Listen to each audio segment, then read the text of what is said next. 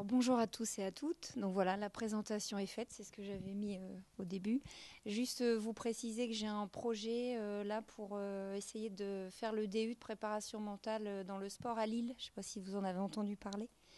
Voilà, ce qui peut me permettre d'augmenter un petit peu mes compétences au-delà de la sophrologie avec d'autres techniques. Voilà. Est-ce que vous avez déjà entendu parler de la sophrologie? Effectivement, il y a un effet reposant parfois.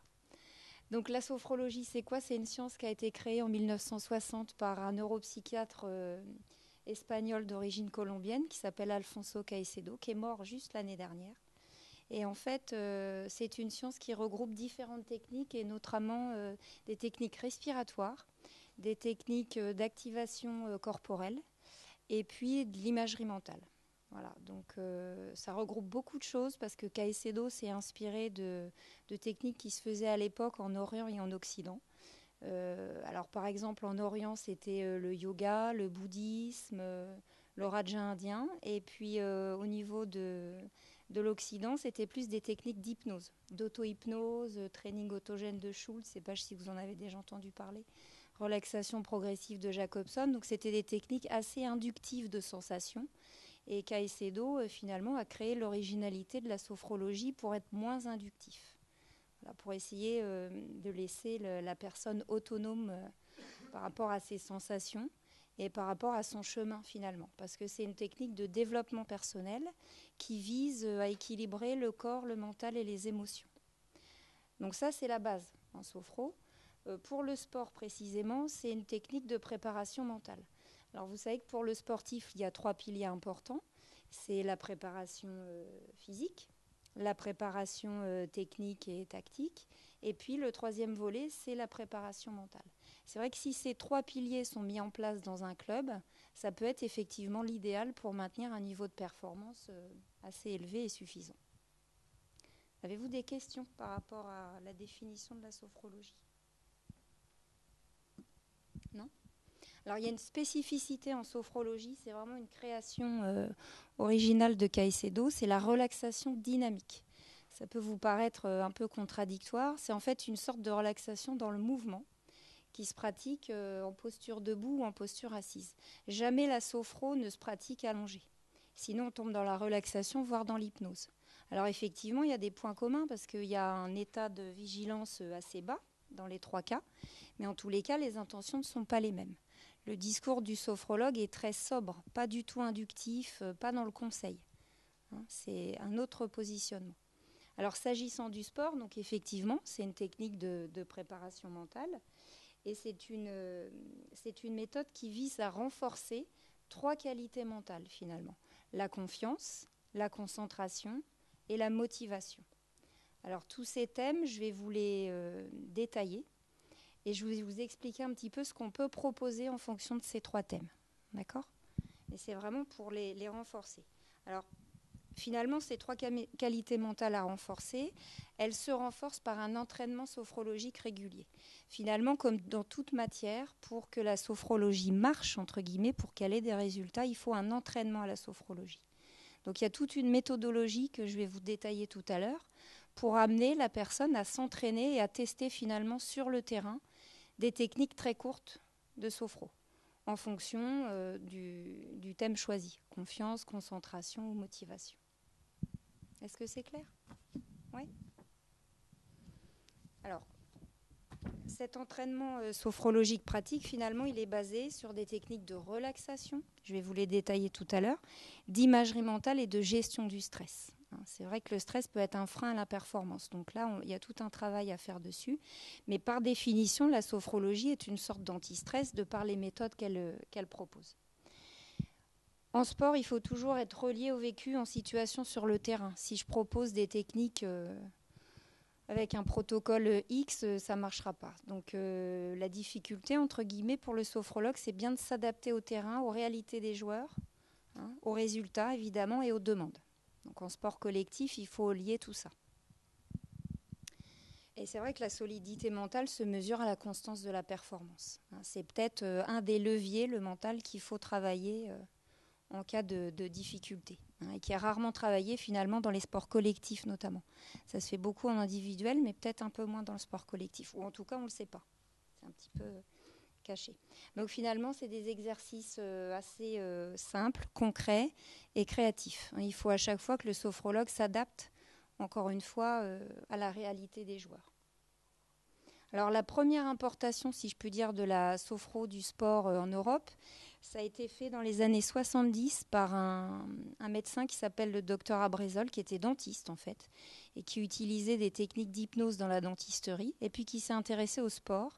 Et c'est vrai qu'il a eu pas mal de résultats, notamment dans le ski.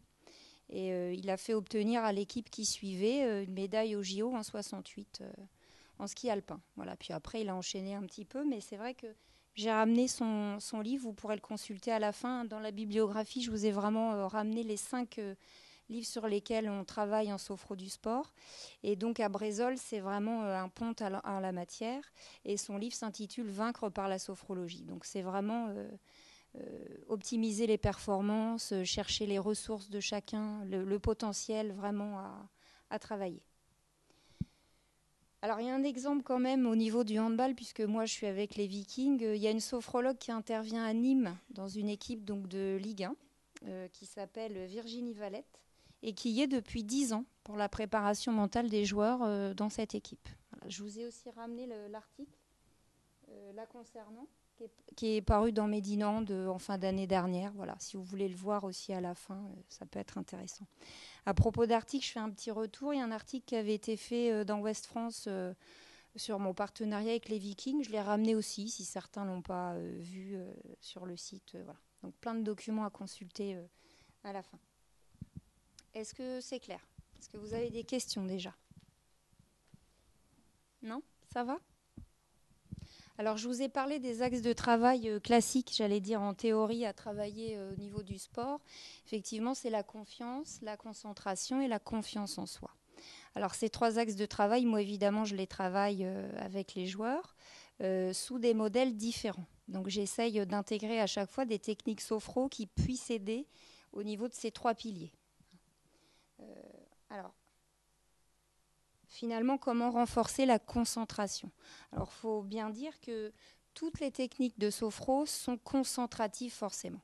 Parce que finalement, la porte d'entrée dans la sophrologie, ce sont des techniques corporelles. Et à partir d'une technique corporelle, quand vous êtes centré sur vos sensations, à défaut, vous n'êtes plus dans la tête. Donc, par définition, la sophro, elle est concentrative. C'est-à-dire que c'est vraiment un moment privilégié où on est un peu à l'écoute des sensations d'abord, puis ensuite on peut développer autre chose. Mais vraiment, on est centré sur soi, on est dans un état de vigilance modifié et on n'est pas emprunt en tous les cas à des parasites extérieurs qui pourraient un petit peu nous remettre dans des idées négatives. Donc déjà, voilà, c'est la concentration, elle se travaille là-dessus. Et puis le relâchement et le calme qu'elle donne finalement en séance favorise justement la concentration. Alors, par exemple, il y a des techniques respiratoires qui peuvent favoriser la concentration. Encore une fois, parce que vous êtes concentré soit sur des temps spécifiques d'inspire et d'expire, soit sur les mouvements liés à une certaine respiration. Je vous ai ramené la fiche que j'ai donnée aux joueurs aussi pour leur expliquer un petit peu que c'est la seule fonction du corps qu'on peut modifier, la respiration, et en jouant là-dessus, justement, on peut avoir un niveau d'activation différent en fonction de ce qu'on souhaite. Par exemple, si on est un peu énervé, on peut par la respiration apporter un certain calme, et à l'inverse, si on est un peu fatigué, on peut se dynamiser avec la respiration. Mais tout ça est très concentratif.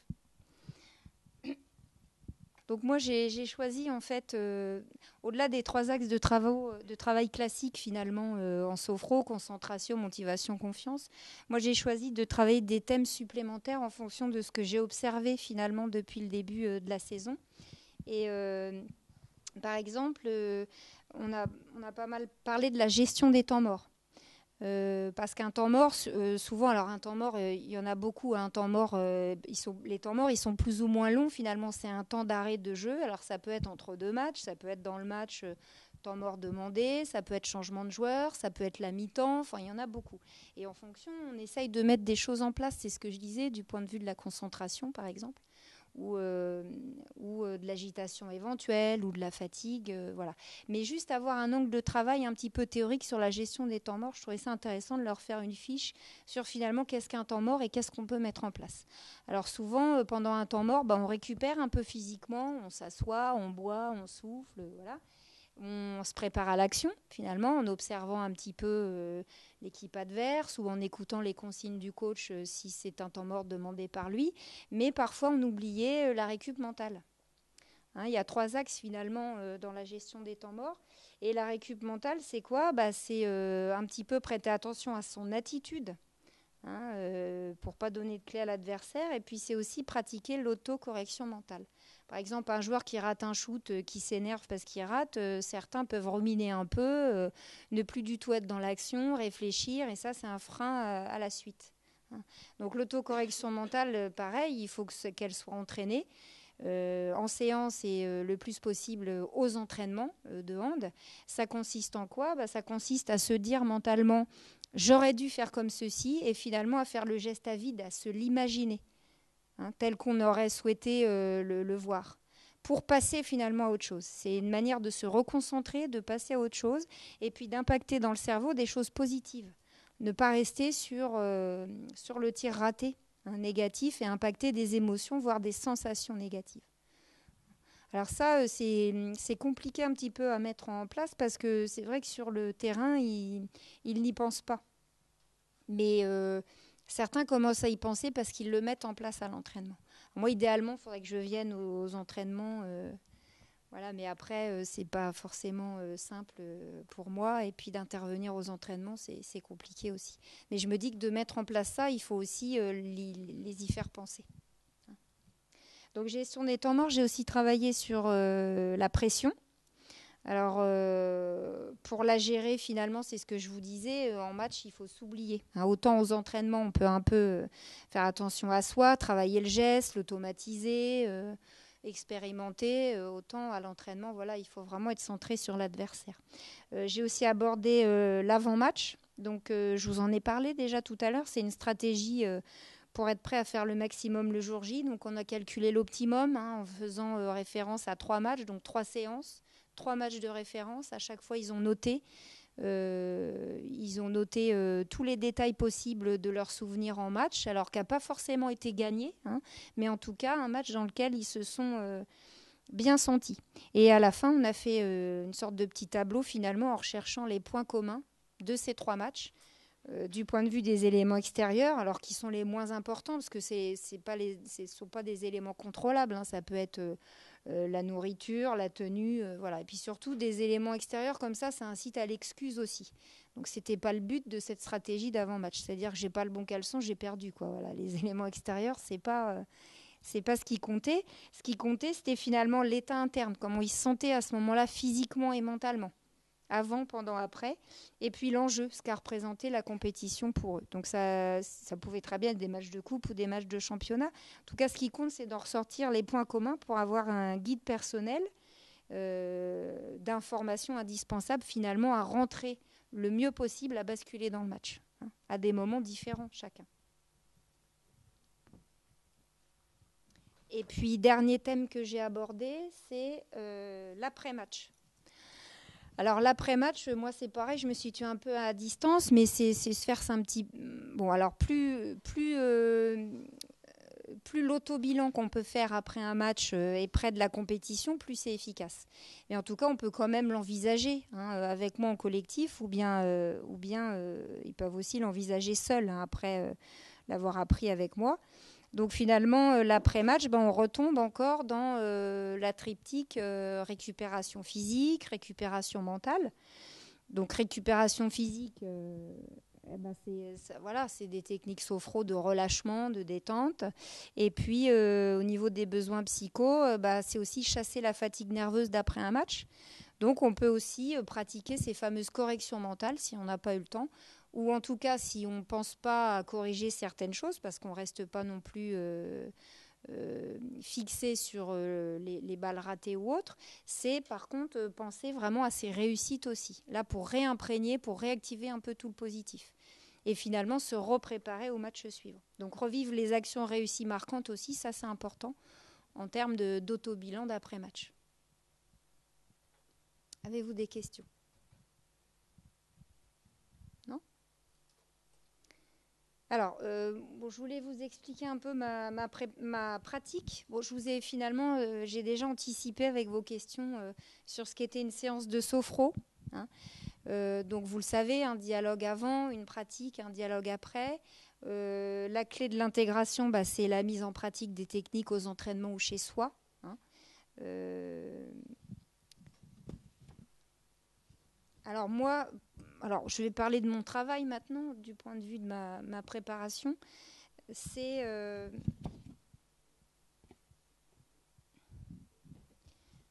alors, il faut savoir qu'il y a beaucoup de préparation en amont.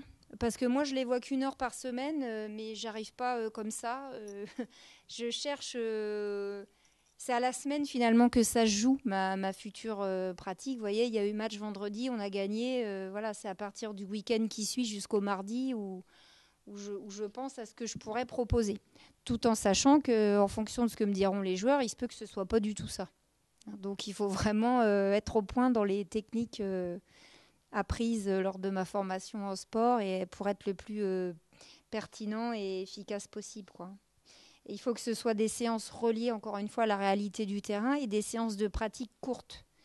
Hein, on ne peut pas faire plus d'un quart d'heure de pratique parce que sinon, ça peut lasser. Il y a peut-être un manque d'intérêt. Et puis, pour que ce soit efficace, il faut que ce ne soit pas très long. Parce qu'on a des techniques sophro, par exemple, les fameuses relaxations dynamiques. Il y a 12 niveaux de relaxation. On les déroule une par une, mais le niveau 1, il dure 45 minutes.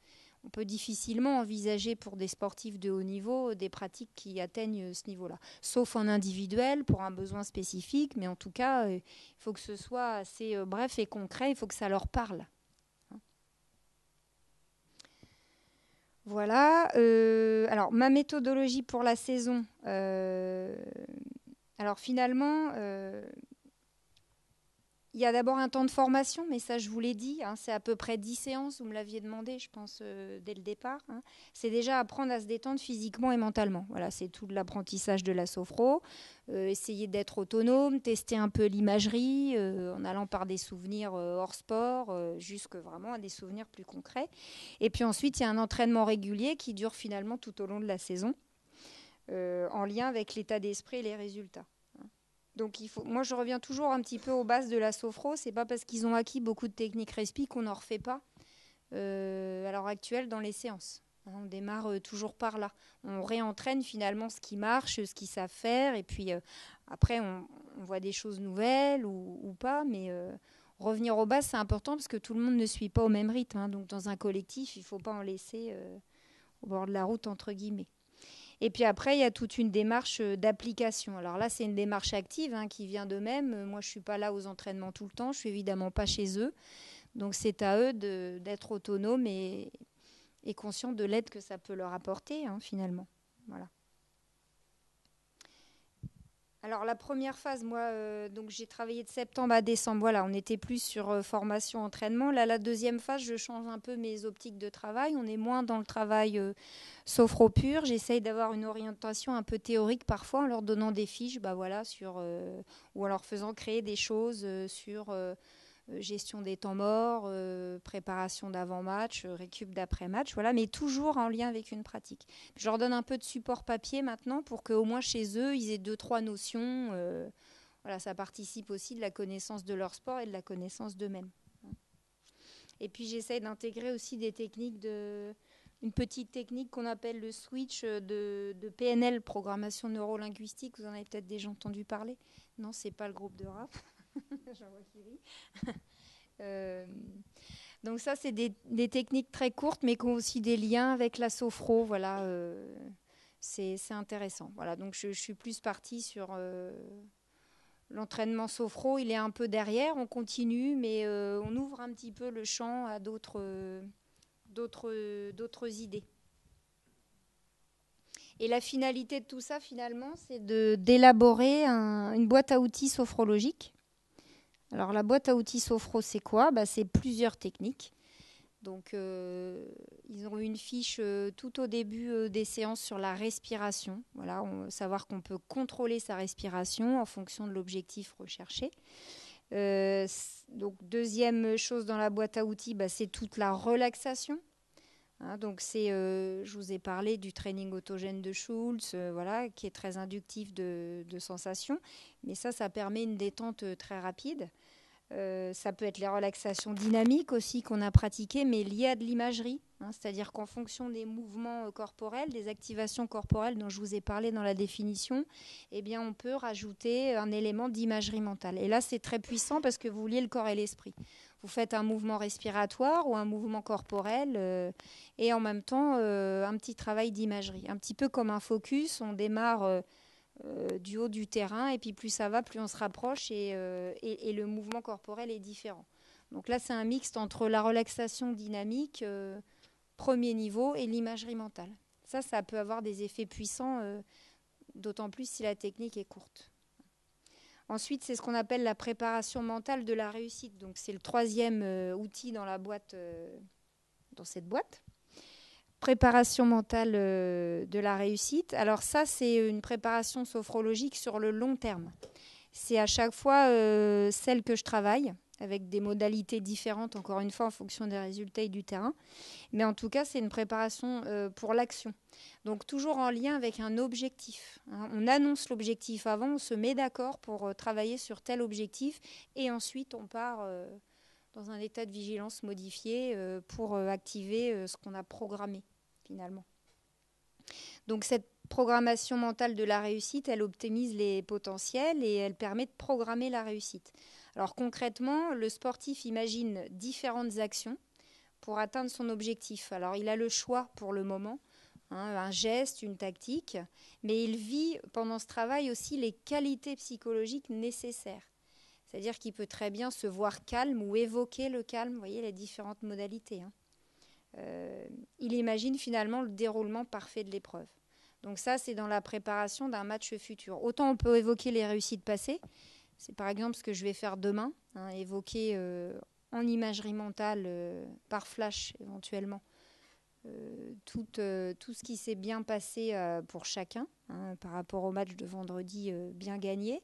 Et ensuite, on a engrangé le positif, on s'est vu gagner avec des sensations, des émotions, encore une fois, qui renforcent l'image, et ensuite les préparer au match futur.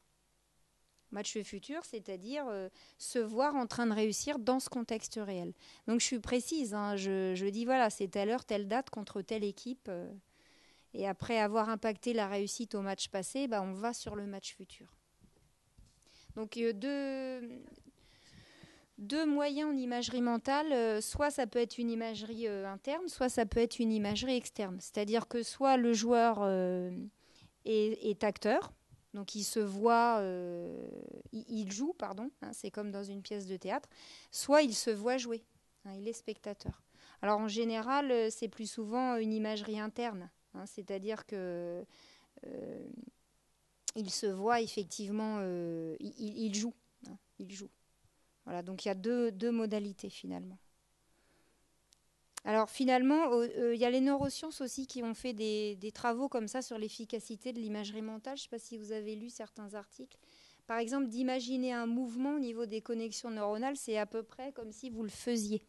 Donc vous voyez un petit peu toutes les perspectives. Par exemple, si un joueur est blessé, on peut imaginer effectivement un entraînement sophro de ce point de vue-là, pour ne pas perdre la réalité du terrain en termes d'imagerie et aussi pour travailler le membre blessé.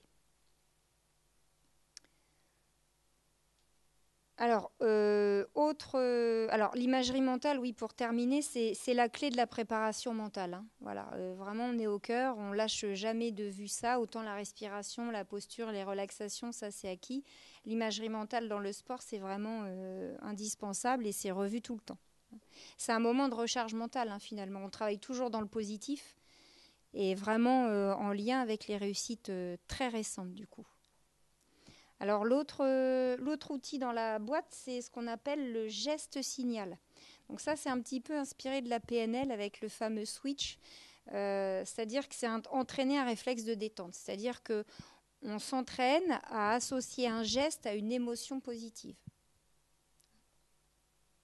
Ça, c'est utilisé aussi, par exemple, pour ceux qui ont des examens avant de rentrer, qui sont stressés. Par exemple, ils peuvent faire ce geste-là. Comme ça a été travaillé avant, ce geste-là signifie que l'émotion, ça peut être voilà, l'envie de réussir, la combativité. Donc ça aussi, ça s'entraîne. Alors une fois par semaine, c'est juste. Il faut vraiment qu'ils s'entraînent après chez eux. C'est associé à un mot-clé ou un geste à une émotion. Alors l'émotion, comment on la trouve avec justement une réussite passée. Par exemple, on a gagné, on s'est senti très heureux. Voilà, c'est ce qu'il faut garder. On essaye de trouver un geste, donc c'est à trouver avec chaque joueur pour impacter ce geste avec l'émotion. Et comme ça, au fil du temps, à force d'entraînement, on ne passera plus par le souvenir, mais directement avec le geste, on aura l'émotion recherchée. Une autre technique aussi dans la boîte à outils, c'est l'échauffement sophrologique. C'est ce dont je vous ai parlé tout à l'heure. Là, c'est une préparation sophro de l'action et pas pour l'action. Donc, ça fait partie d'un entraînement finalement, d'un échauffement comme ils sont pratiqués dans les séances d'entraînement au hand. Et finalement, au lieu de faire ses propres mouvements d'échauffement, on peut très bien intégrer des mouvements d'activation corporelle de la relaxation dynamique. Alors par exemple, c'est des mouvements comme ça de rotation du bras sur lui-même, c'est des mouvements comme ça d'écartement, les poings placés sur le sternum. Voilà, il y a différentes choses liées en tous les cas à la respiration. Parce qu'en sophrologie, on fait toujours une activation corporelle, un mouvement, comme je viens de vous le montrer, en rétention d'air. Il y a plus d'efficacité. Parce que quand vous retenez l'air, c'est comme un barrage qui retient l'eau. Lorsque le barrage s'ouvre, l'eau arrive en masse. Là, qu'est-ce qui arrive en masse? C'est l'oxygène après la rétention d'air. Et ça, c'est vraiment efficace, effectivement, pour mieux travailler le mouvement derrière. Éviter les crampes, éviter certaines douleurs. Voilà.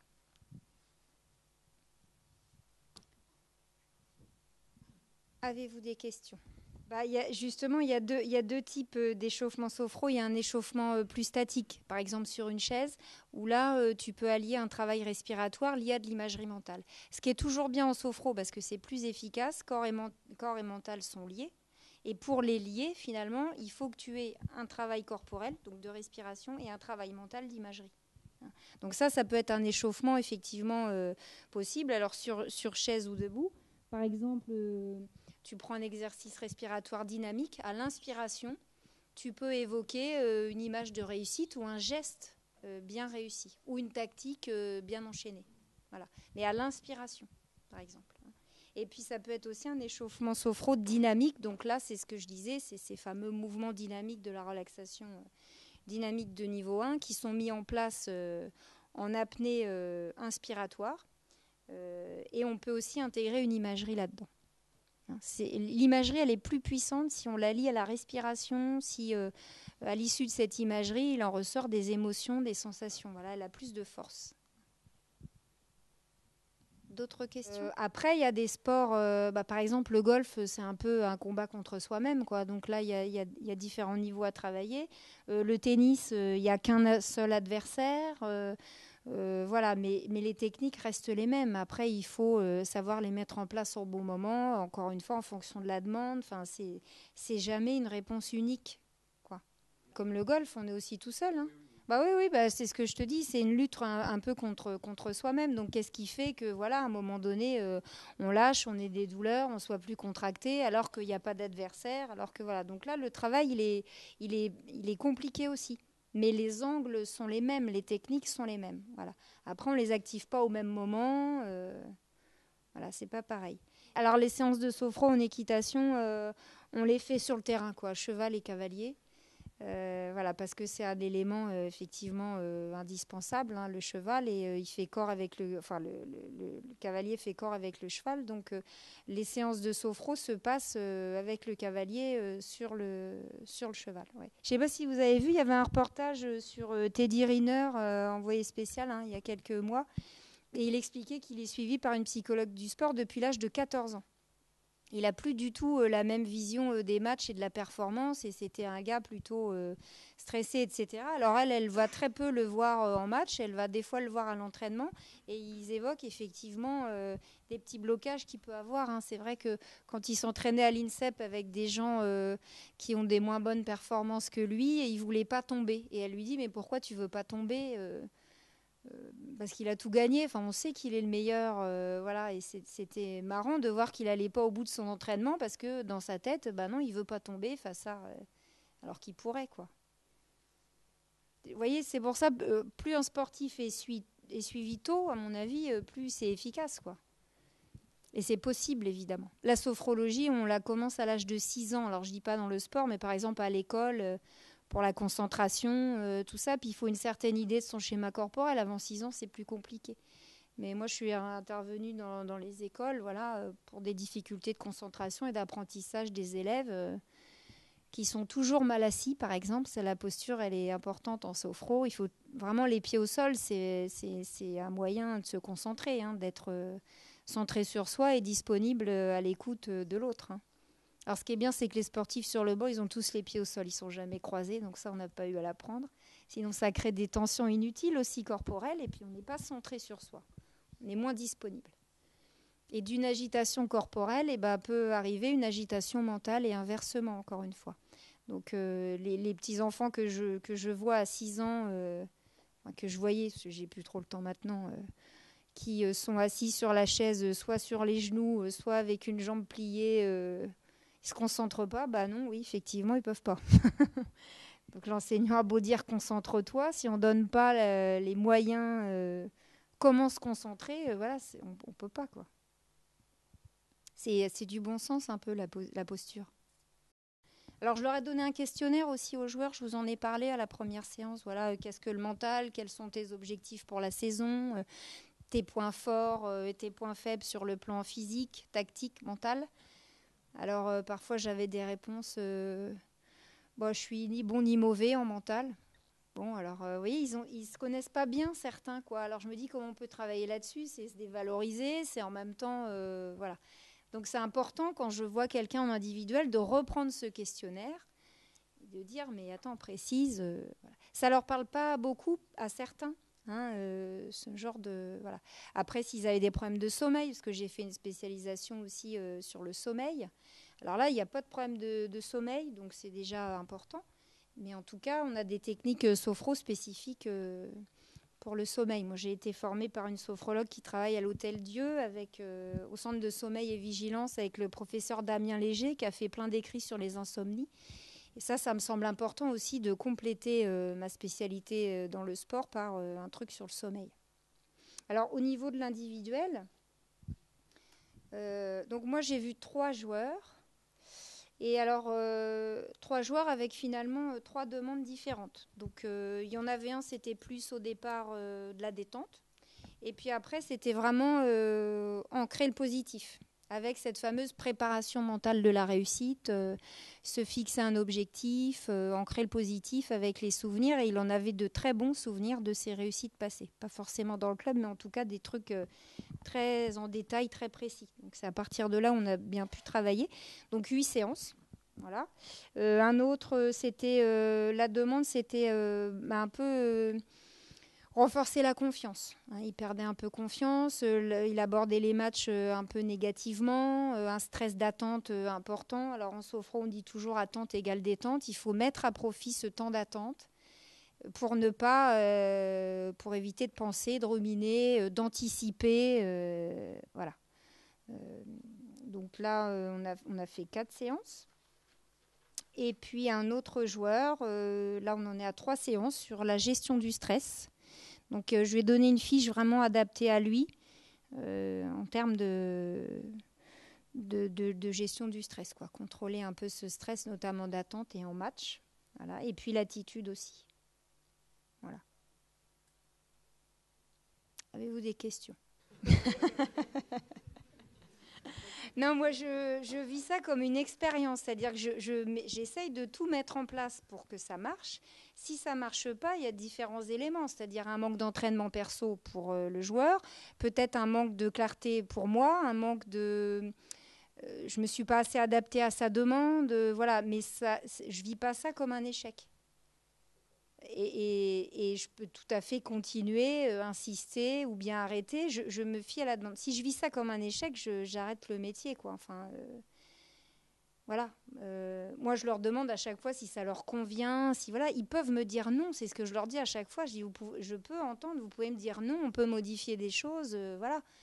Moi, je veux que ça marche dans l'idéal. Donc, après, il faut que je sache m'adapter, il faut que je sache être pertinente, il faut aussi que la personne s'entraîne. Il y a différents critères. Donc, on peut difficilement, enfin, à mon sens, vivre ça comme un échec. Si, j'ai fait de l'équitation en compétition. J'ai fait du tennis aussi pendant 10 ans. Et puis là, je fais de la danse. Mais voilà, donc oui, j'ai toujours fait un peu de sport.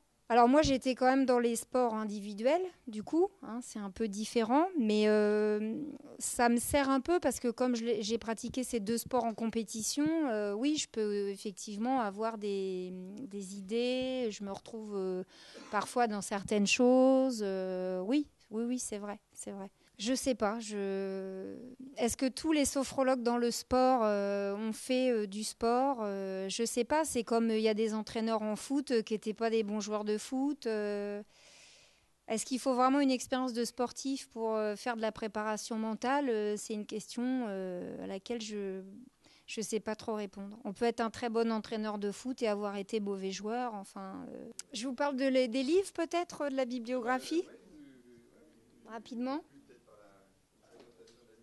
Voilà.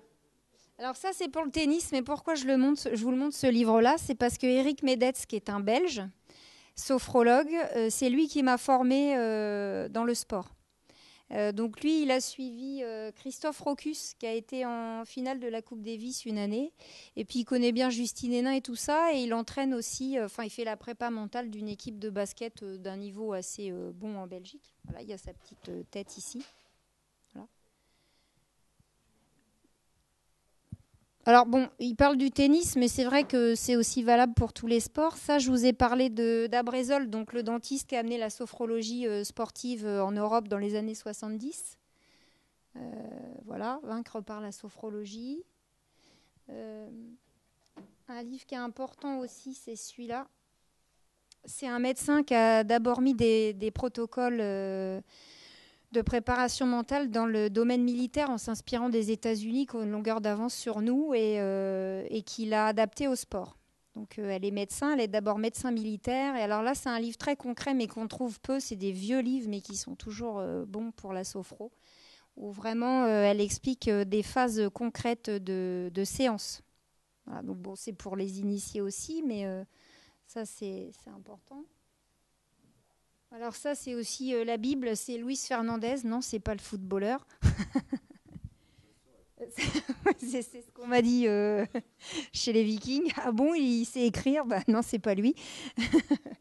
Voilà, ça c'est savoir gagner la réussite en compétition. Alors lui, il a beaucoup travaillé dans le rugby avec Béziers. Il est prof à l'INSEP. Il est sophrologue aussi, comme Edith Perrault-Pierre. Et du coup, lui, voilà, il parle avant match, après match, hein, ce que je vous ai un petit peu détaillé, les temps morts. Et dans ce livre-là, tous les thèmes sont regroupés avec plein d'autres choses. Et il a fait des petits cahiers aussi qu'on appelle les cahiers de l'entraîneur, mais qu'on a aussi du mal à trouver. C'est en fait des petits cahiers qui sont extraits de ce livre-là. Par exemple, un petit cahier tout petit sur la pression, un petit cahier sur réussir sa saison, voilà. Mais tout est regroupé là-dedans finalement.